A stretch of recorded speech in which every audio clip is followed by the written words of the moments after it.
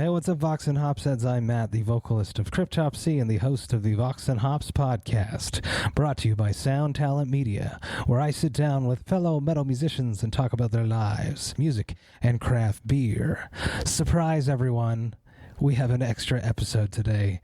That's right, I had said that there was only going to be one more this week, but here we are. This is the second episode drop.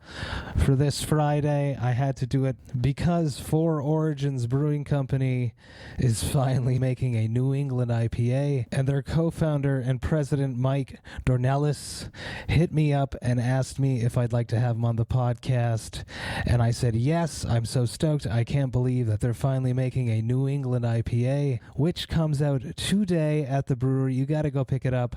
I had the chance to taste it while having this chat with Mike. Get ready, people. This is Vox and Hops, episode number 193.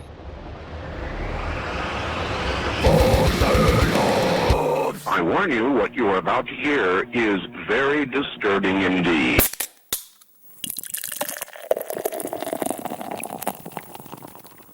Hey, what's up, everybody? Today I'm with Mike Dornelis, the co-founder, president of Origines Brewing Company. I am super stoked to be with you today.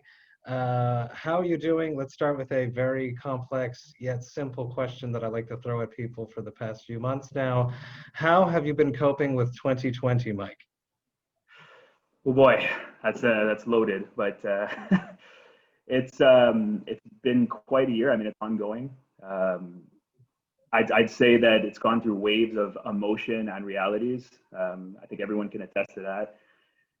Our specific position, just for those who don't know about Catalogne for Origines, we are a industrial brewery with a tap room in Point St. Charles. When we opened, it was that concept was a little bit newer in terms of having like an industrial production facility attached to what's traditionally I guess say a bar or a brew pub. Difference being that we only sell our products. I'd say that was kind of an advantage in COVID, in the fact that like all the inventory I had when the bars closed was our own. So for us, that was nice in the sense that it was anything in can was easily recyclable to the market or liquidating on location. As you know, I'm sure you know, when this all started and the government gave a local push, we got mad support from the community. Just shocking. I mean, you know that in your small community, every brewery is kind of ingrained where they start up. So there's a lot of like tribal just love for that institution. But it's surprised me to see how much. Like I had people that were just showing up and being like, "Oh, yeah, well, we're locked in for 2 weeks. I'm just gonna need 5 cases." And I'm like, "Oh, what?" It's like that's a lot, even for me, so.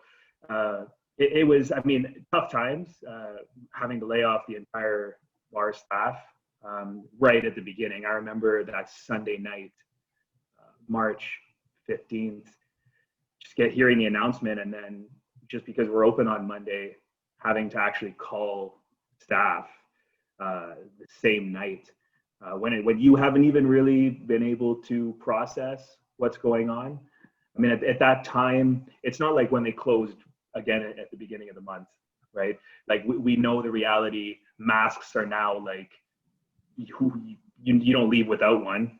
But in March, everything happened so fast, and you were hearing on the news COVID-19, the death tolls in certain countries and the rate. So it was just like pow in the face.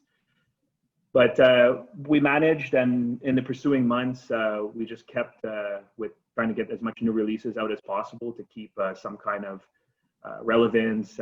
Wouldn't necessarily use the word hype, but we're able to team up with like our buddies at Misorum just down the road and launch that collab. And then we released our sour, that's like our non-traditional sour juice box, which exploded and sold out like faster than most things that we've had.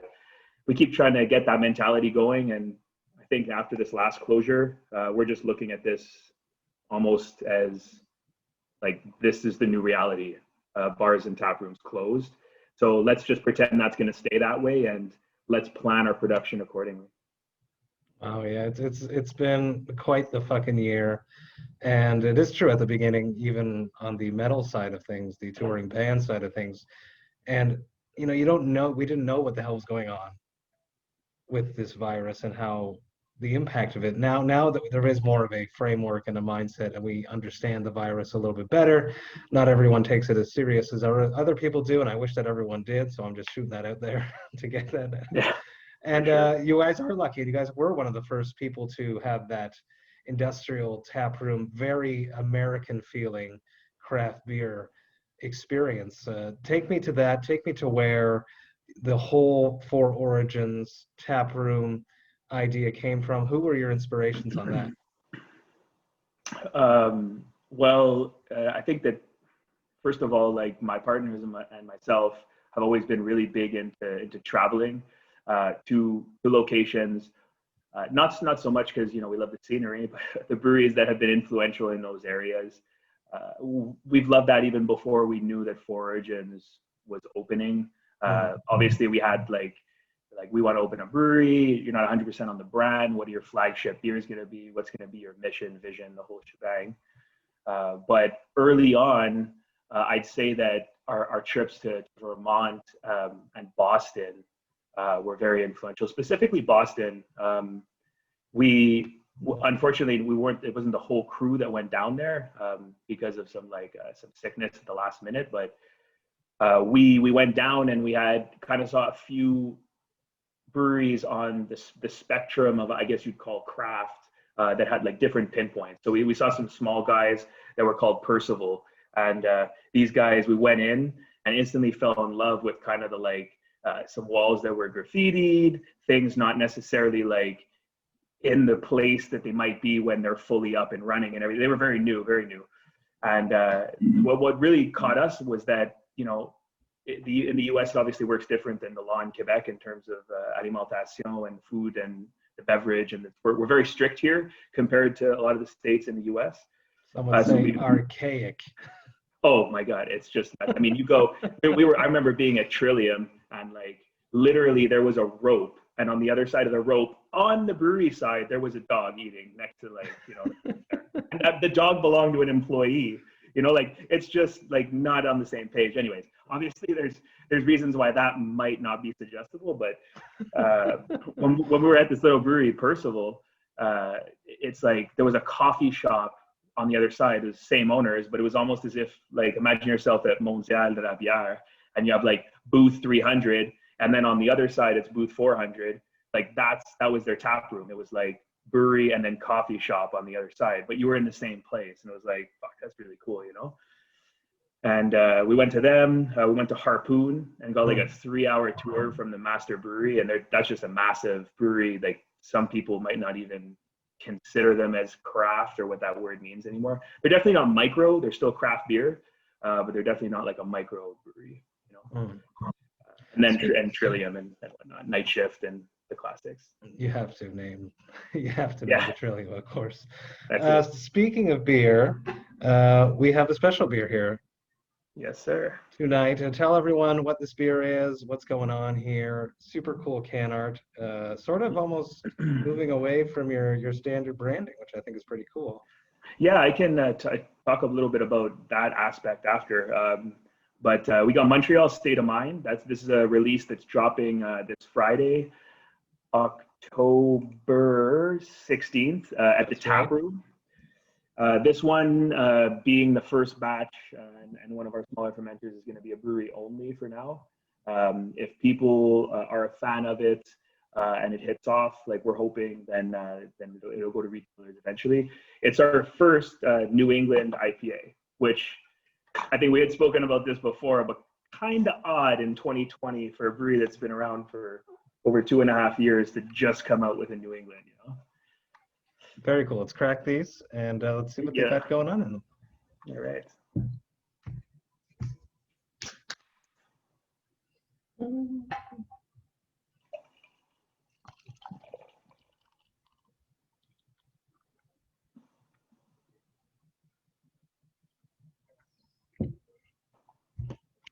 Color's dope. Yes. Cheers. Cheers, man. It smells nice and tropical.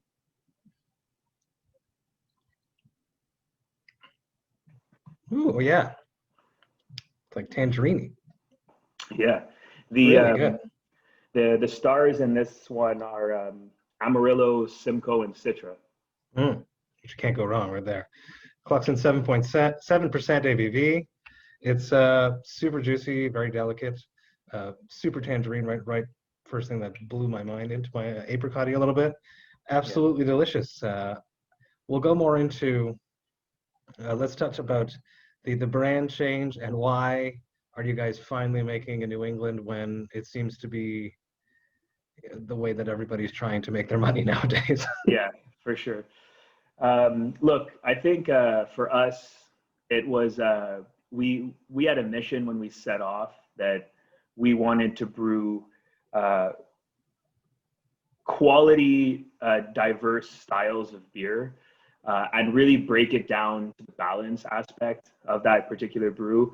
If we're going to go malt forward, it needs to have a hop backbone. If we're going to go hoppy, there needs to be body, but not necessarily sugar, not too thin, and experimented over our first 2 years, essentially, with all these styles. Anything from an English brown ale to a blonde, to a pale ale, and to West Coast IPAs. And really working on like what malts are we able to procure local, what's the difference between these base malts. There's a lot more than Pilsner or Pale in today's world. It's just incredible.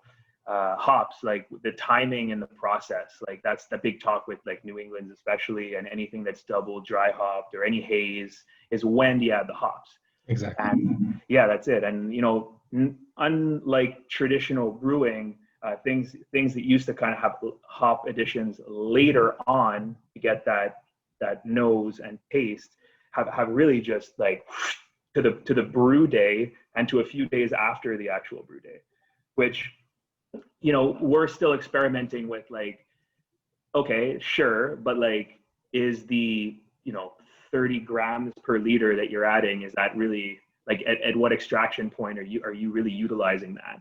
Like, is there a way for you to be getting 80% of that rather than 60, and then the hops you dump on the floor being still potential, Exactly, yeah. That's it. So I think that's our goal, is kind of, we worked a little bit backwards, but this branding is basically saying that this is now the market trend series for us. Okay, yeah, that's cool. And it's really nice. It's very Montreal, which is just amazing. It's my metro. It's my blue line metro. I love it. That's it, man. It's actually the old school metro, right? Because they changed them recently to these new Azure metros. This is the old school one. That's it. I mean, we all the owners grew up in Montreal in different hoods. Personally, I grew up in NDG. I lived at Atwater. I lived in Côte des Neiges, and now I live in Lachine. So I kind of been a little bit all over the place, not as much in the East End. But I love the city, and we pride ourselves on not just being a brewery in Montreal, but with the optic goal to be like the brewery to see when you come to Montreal. Obviously, like, we have a lot of competition, and our work's cut out for us. But whether you're a craft beer nerd, as I like to call them, or just someone who's looking for a good beer, we hope to be able to appeal to all audiences. Absolutely, and you have been, and you caught my attention a few years ago. I want to say it's at least over a year and a half ago, probably 2 years ago, with Hoperation. Yeah, that would be the one that really first got me, and it was the first time that I ever drank a beer with cryo hops in it. Yeah. And I think you guys were probably one of the first ones in Montreal to be doing that, or at least the first ones to be putting the information on the can, maybe. Yeah, that's it. I mean, I'm not really sure. I think we like to be transparent in what we do. I could call half my beers DDH or DH or whatever, but I mean, I kind of have more of an old school mentality that's like, that was always there. It's just now it's become a marketing term. That's right. And like, what does double dry hop even mean? Like, where are you putting it? Like, if I put a boil edition, and then if I put a whirlpool edition, like, is it double dry hop? Like, I don't know, So the cryo hops are really to say that, like, hey, look, we're trying a different processing like within the process of getting the hop from its most agricultural form to its purest oils, right? They pull off different kinds of pellets. They'll pull off the cryo. Now you actually have the essential oils, and there's all kinds of stuff. And the cryo hop was a way for us to, like, being again fully transparent, to utilize also more yield in the beer. Because when you dry hop with cryo, you're dry hopping less with this agricultural matter. You get less like clunky yeast cake / hop shrub that comes out the bottom. But you kind of don't know when you're starting to get into this as much how, to us at least, it's slightly more refined in that same green element, where whether it's a hop burn or whether it's like grass that, you know, you can attribute to like, oh, Cascade has citrus and grassy notes. Like, really does it, or is that just the form of the Cascade? So like, we're kind of going down that road and thinking. Very interesting, and this is great, and it's as good as, you know, a lot of these great New England brewers that are happening in Montreal and Quebec and around the world right now that I've tasted. This is up there with them. Did your experience with Masorum be, you know, if I can give a shout out to my boys from Masorum, the Brassatorium, the collab with them, did they help you along with this process of creating a New England, or were you already there? It was, I'd say that it probably happened earlier because of that, because of the collab, but more also, it's almost like COVID / like the collab with Masorum / like where we were going that brought us to this. Because again, being fully transparent, like having just the production side of the brewery going, you have to look to brew something other than, you know, a New England, an English brown ale, right? Like, yeah.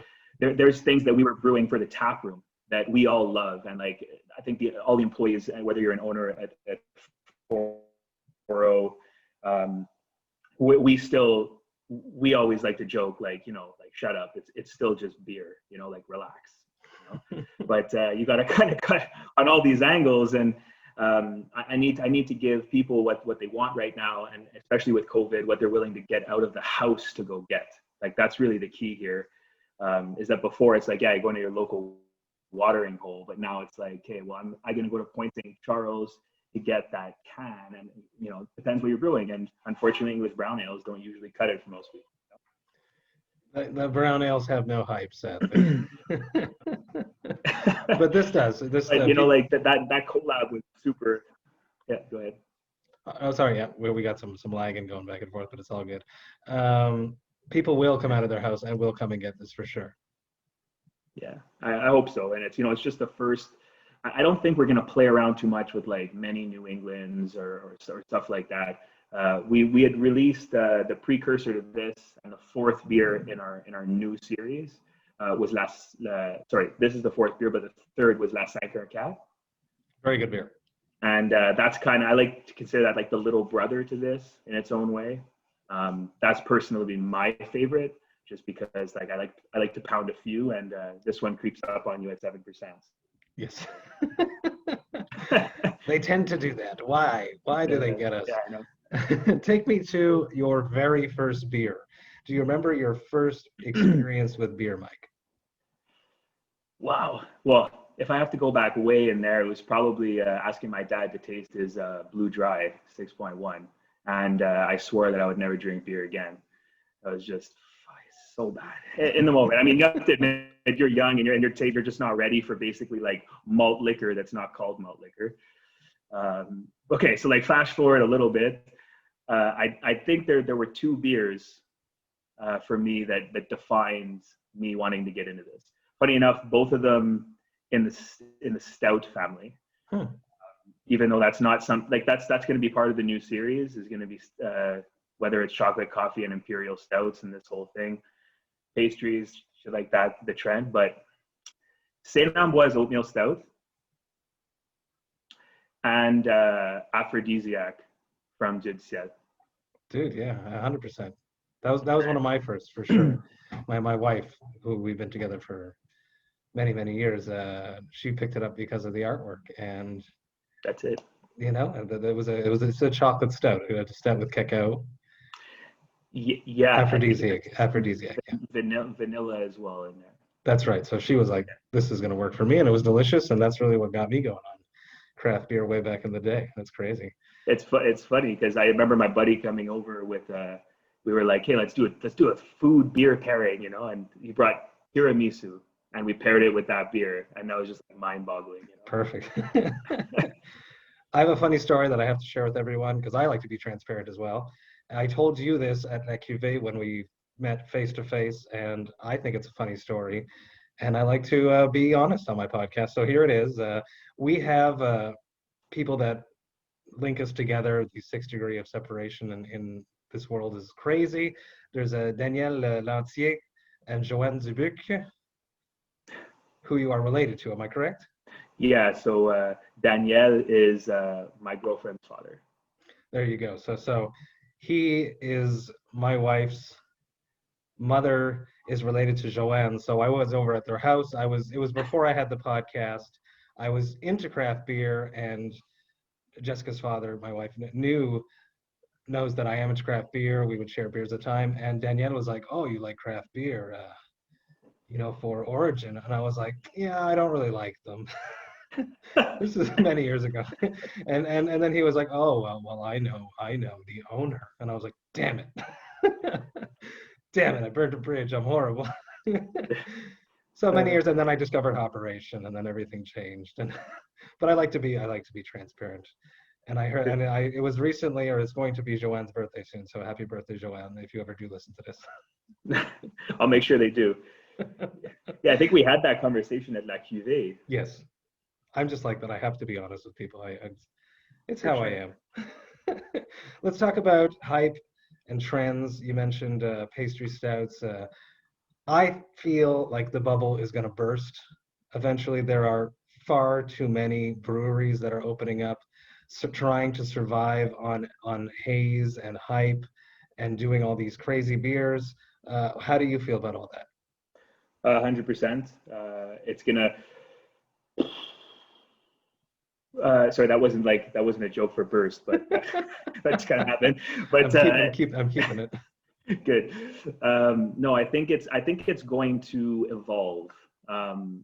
And I said all those things, but I really think that I think I speak for the whole team when I say that there's probably going to be 2 to 3 main focuses with this new series, and it's going to be hops. The only time that I'd ride a wave of doing something like the guys at Bas Canada with NEIPA and different iterations of the same concept would really be the same way they do it, where in the hopes of educating the public on what different combinations do. And then try to get people come into the tap room and they're like, "Hey, does any of the beers have Citra?" And then I'm like, can you name me 2 descriptors? And they get the citrus, obviously, but then the second one falls. And I'm like, that's not how I want this to continue. And I don't think it can continue like that, because then unfortunately the bubble will burst. But what's going to hold it together is people identifying that they like certain things within the product because they understand it and it speaks to them. So eventually down the road, when it's like, yeah, this has Amarillo, Citra, Simcoe, I'm maybe going to put one of those in the forefront and be like, the star of this trio is, and maybe why, and be very transparent. Like, where is it in the process that makes it unique, and why is this one, maybe as much as this is 50% of the try blend, which means that it's not a third. It is the star. And I think people need to know more that kind of thing. So hops, kettle sours and gozas are something that we really want to double down on, because I think that opposite to a bubble or a trend, I think that that's the direction that easy drinking, funky craft is going, is acidity and salt, which is different. And even in the pastry style, it's I'm not talking why am I going to go make a 10% chocolate donut pastry, which maybe I will, but I'd maybe want to do one at just 5% and maybe get some of that maybe salt it up with a goza technique, and get that like salinity. Like I remember talking to Noah from Beerism back in the day when I was doing my Oreo stout, and one of his biggest comments was like, I love the salt. Like I actually get the sodium from the cookies that's like going in there, and it's like it adds another dimension to what would normally be round. Just sweet. That's it, and like sugar. That's the bubble, just sugar. The bubble is the sugar bubble. It can't continue. It's not. You're moving away from beer. It's awesome, but you are in moving away from beer. We have to be honest with each other. We're going to an alternative, like beer beverage, right? Especially with all these smoothie, the fruit purees in the beers, which are delicious and I love them, but it's very far from the German law of purity of beer. But I love the Germans have to kind of get with the 2020 movement as well. So let's be, like there's a middle ground here. But do you think that me and being a musician, I always think about the correlation between craft beer and brewing and being a musician and being in a band. And because of the internet, there are just far too many bands out there. So it's hard to find and love and discover something new that's amazing. Are you worried that the same thing is going to happen in the world of craft beer? Because everybody and their brother is starting a brewery. There's only so much shelf space if you are getting that distribution. There's only so much market space. So how are people going to continue to stand out? Look, I mean, in that analogy, you talk about like music in the internet era, right?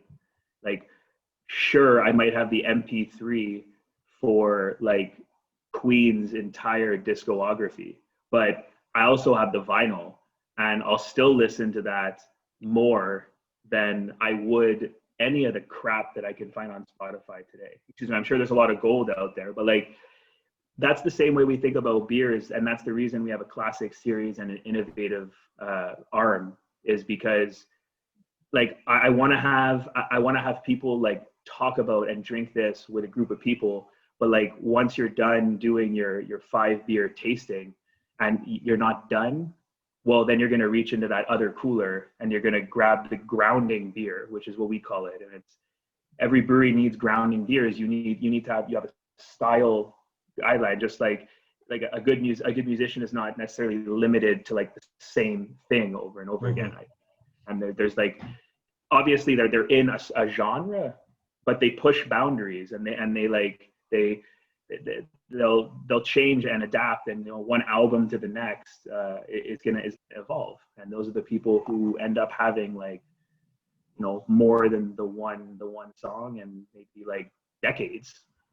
So that's very interesting. So like breweries that are just chasing hype versus breweries that are setting their foundation, building it upon flagships, and then innovating themselves little by little will have more of a secure future, you think?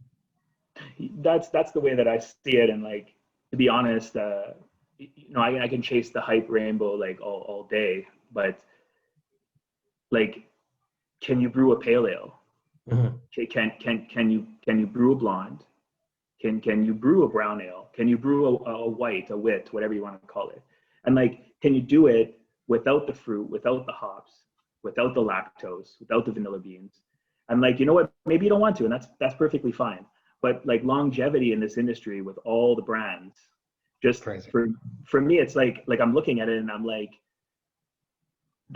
for sure, back in the day there were less brands, but these guys are still here. Like, I'm not going to name names, but there are some big freaking brands out there that I don't like anything they do.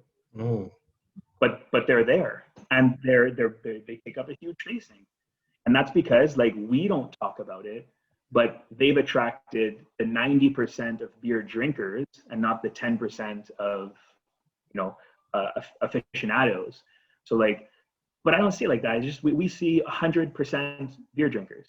And it's that's like, right. Why? Yeah, like sell to both. Like, why do you have to only do one, That's very cool. And it's cool that you guys were inspired heavily from the Boston and the Vermont scene, a place where they typically don't have flagships. Correct. But you guys still move forward with that, which is cool. Yeah, we did, because at the end of the day, Quebec is not those states. And we have a great beer scene here, and it's honestly it's getting better at a very accelerated rate. Like, It's crazy.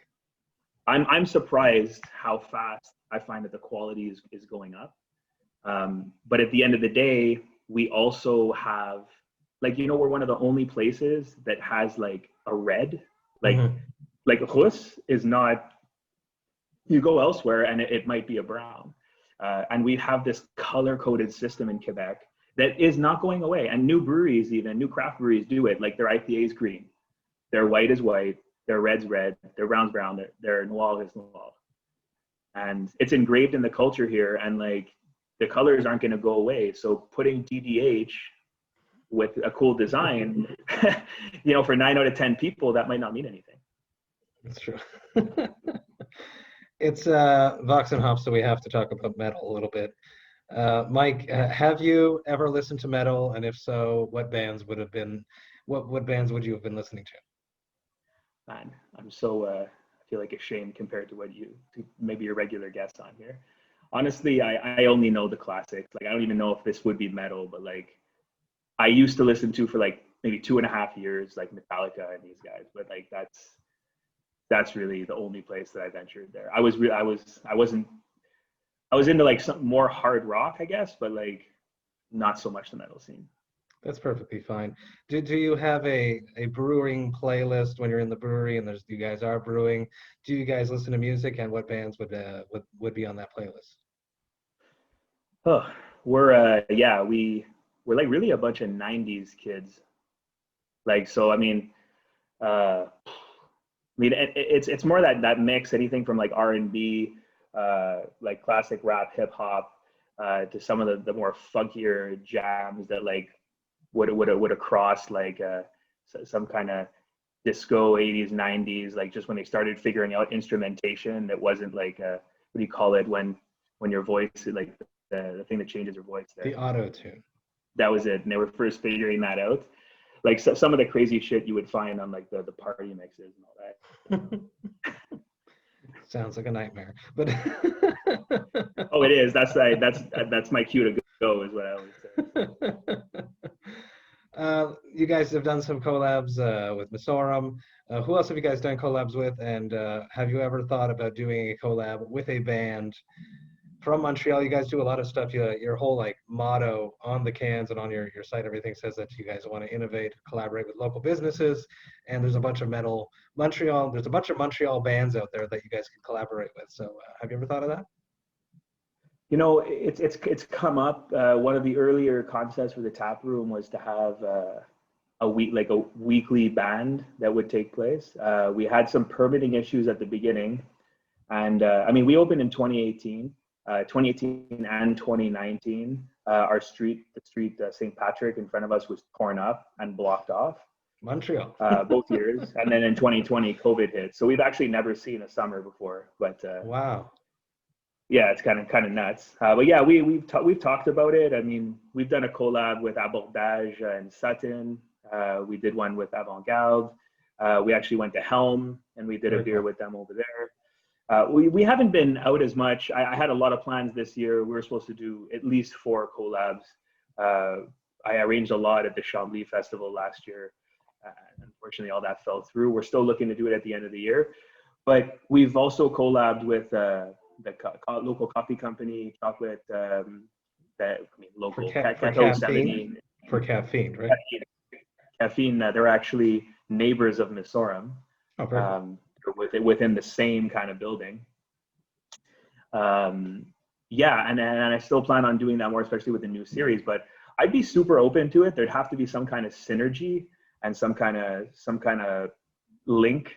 It wouldn't have to be much, and it would most likely, these kind of things for us are most likely seasonals, right? And I'd be happy to release on an annual basis. People love it, but whether I would have the collab as like one of the mains, I think it would actually be fun if it just kept coming back when people want it, and so. Scarcity. It makes people, and yeah, man. And then a sense of familiarity too, just like your pumpkin porter just dropped. That's it. Which I've been stouting I've been stouting. That's not the right word. spouting that it's one of my favorite from Quebec. It's really fantastic. Yeah, thanks, man. I mean, that's didn't want to mention it before, but if I had a third beer to choose that kind of changed my perspective was it's called Night O the Moon from Elysian. When I tasted that beer, that's Nightmare's complete influence, is that one product. I don't think I'm there yet. There's still like a thickness thing that they have that's like probably gonna sell less well, but it's just the best thing that ever tasted. Like, it's incredible.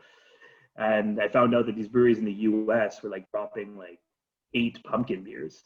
And in 2018, we started Pumpkin Fest with Nightmare, where we did a week-long thing where we had DJs, a Halloween costume dress-up party at the brewery. We did like a paint night. We wanted to do, this year we're going to do like a pumpkin carving, as much as the liability would cover that. But we released 2 beers in 2019, and I wanted to do more this year. Like, I wanted to go like 4, so we'll have to catch up for that next year. But yeah, pumpkin beers don't need to be like gourds, you know? It could just be like a fun mix and get a little pumpkin. It doesn't have to taste like pumpkin. Absolutely, and I agree with that. And keep it going. I'm excited for those 4 next year. Innovate, challenge yourself. I love it. One last question. I like to wrap up with this. Is it probably never happens because you're very organized and you're a brewer. You know, you're involved in a brewery and you have to be professional. But it happens to everyone every once in a while. Mike, what is your hangover cure? Work.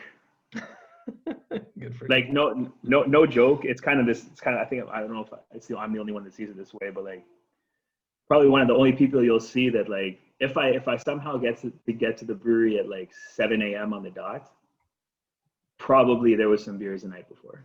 Wow. Like I have this thing where I have to you just keep going, and then you sleep really well the next night. Absolutely. And it is true that getting up and working and doing something is better than just sitting in it. Yeah. Because you end up suffering. You're realizing how much you're suffering versus just keeping yourself busy. Physical work, I would say, not something behind the computer. No. That's useless. That's completely useless. Absolutely. Mike, thank you so much for taking the time, having a chat with me, talking about 4 Origins Brewing. They just launched this brew last Friday, Montreal State of Mind. Head over to the brewery, pick it up, people. It is fantastic. It is up there with the best of them that I've been tasting coming out from here in Quebec, and I suggest that you guys pick it up as well. Cheers, Mike. Awesome. Cheers, man. Hey, thank you all so much for listening right to the end. You know that I love and appreciate that. What a great chat with Mike. I loved his vision. I loved how he has a plan for his brewery. I loved how he hasn't deviated from that. I love how when he feels like he's ready, he's finally embarking on the hype train. Cheers to Mike. Cheers to 4 Origins Brewing Company. I wish them a long life, and I am a fan. I am going to support them 1,000%. You should too. Head on over there today. Pick up the Montreal State of Mind New England IPA. It is absolutely delicious, and I stand behind that 1,000%. A bit strange to do some promo about another brewery, but I gotta do it. You have 1 week left to pick up the Vox&Overhops. That's the Vox&Hops Overhop Canada collab, which will be dropping on November 21st, but you can pre-order it now, and the pre-orders are only open for 1 more week. But if you pre-order it now, you will also be able to get the awesome Vox&Overhops shirt, which will be printed at The Imprint here in Montreal. I love The Imprint. They make the sickest merch here in Montreal, and I'm always super proud to use them. So you have 1 week left to pre-order this sucker. You can either get a 4-pack of it, or you can get a single can with the t-shirt, and you can do that in the pre-order section on the Overhop Canada website. I have put the link for that in the description of this podcast, so do it, people. Check it out. Go and get this brew. I'm so excited about Vox&Overhops. If you enjoyed this Vox&Hops episode, you should absolutely go and subscribe on the podcast platform of your choice, because I have over 190 episodes, which you can go back and check out. I hope you guys have a great weekend. Relax, kick back, take some time to be with your loved ones, do something for yourself. Take care of your mental state. That's very, very, very important, people, and do not forget that. Rest, rest, rest, and that way you can come back stronger than ever. I have 2 episodes for you next week, and that is the truth this time. Vox and Hops is brought to you by Sound Talent Media. Until next week, remember to enjoy life, metal, and craft beer. Cheers, Vox and Hops hits.